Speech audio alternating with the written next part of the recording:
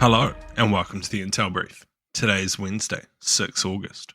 I'm your host Daniel, and today we're going to talk about a Chinese AfD-linked espionage trial has opened in Dresden. Rwanda has said it will take migrants from the US. And the Lebanon army wants a plan for disarming Hezbollah by the end of the year.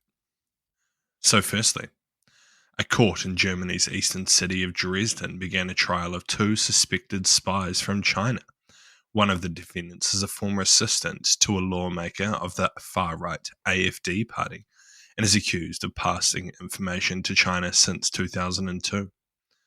The former AfD aide, identified only as Jian Ji under German privacy laws, is charged with providing information to Chinese intelligence for decades. The period includes a more recent time where he worked for Maximilian Krah, at the time a member of the European Parliament for the far-right Populist Party. Prosecutors in Dresden accused Jian Ji of passing information on debates and discussions at the European Parliament, along with other information.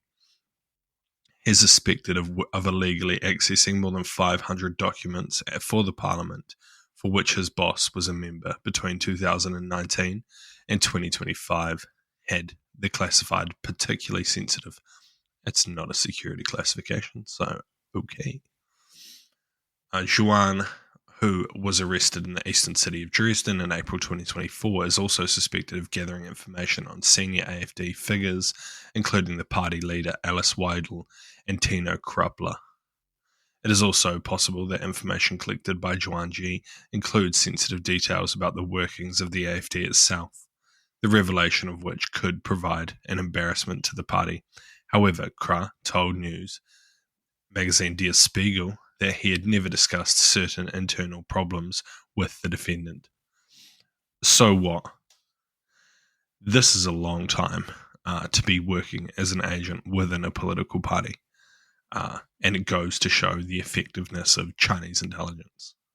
Having a person placed so close to high-level politicians within Germany and just for so long able to build such good relationships, it's quite likely that there are more Chinese agents operating within the AfD, possibly people recruited or at least identified by Zhuan Ji and passed off to other agents for further development. But yeah, interesting to see. Not really that damaging for the AfD, as they clearly weren't aware of it, but were getting absolutely done over by the Chinese. So yeah, interesting to see. But more interesting is their ties to Russian intelligence, who it's alleged that they are aware of the links rather than being spied on. So yeah. Next, the government of Rwanda said on Tuesday that it had agreed to receive migrant detainees from the US as part of Donald Trump's plan to send deportees to third countries. Rwandan government spokesperson confirmed that her country would take up to 250 deportees from the US, with the ability to approve each individual processed for resettlement under the agreement. With the move, Rwanda joins two other African nations, South Sudan and Eswatini, in accepting Trump's plan. The State Department did not comment on the matter, but indicated that the US works with Rwanda on a range of mutual priorities. It all comes in the wake of the controversial multi-million-dollar Rwandan deal struck by the UK, which they never used, but the British Supreme Court struck it down in 2023, ruling that Rwanda was not a safe third-party country. So what? Imagine being a South American asylum seeker walking all the way to the US only to get deported to Rwanda. That's fucking crazy. I think this primarily relates to people who are criminals and were detained and are then going to be detained in Rwanda.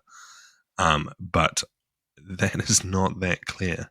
It seems crazy, as the majority of people trying to get into the US illegally are from South America or Central America, from what I understand. So then deporting them to Africa seems fucking wild.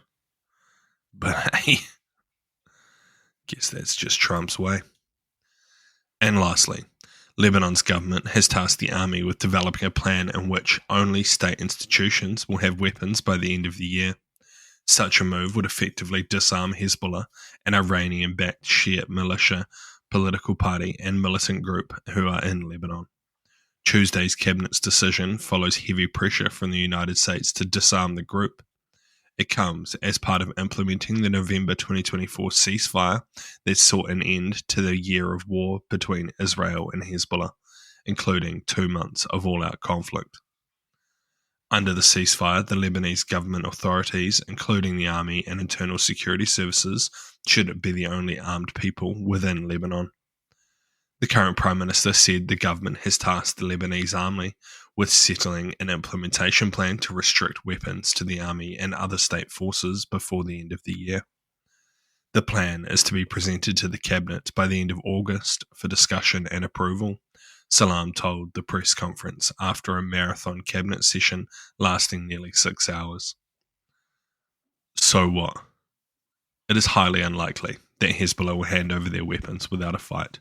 Therefore, it's likely that any plan to disarm the group will lead to internal civil conflict between the Lebanese army and Hezbollah. Who wins this conflict is up for debate, as Hezbollah are extremely well prepared and armed for any kind of situation such as this. But the Lebanese army is looking to get the support of the United States and quite possibly Israel to conduct this conflict.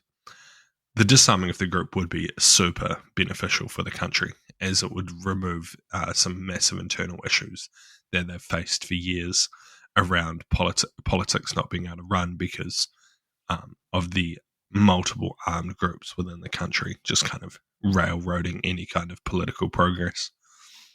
But yeah, this is not going to be an easy task, and one that is unlikely to be a peaceful transition. But hopefully it can be achieved. Hopefully they come up with a good plan. Having Iran's weapons supply to the group cut off through Syria is going to be super beneficial, as they essentially only have what they currently have.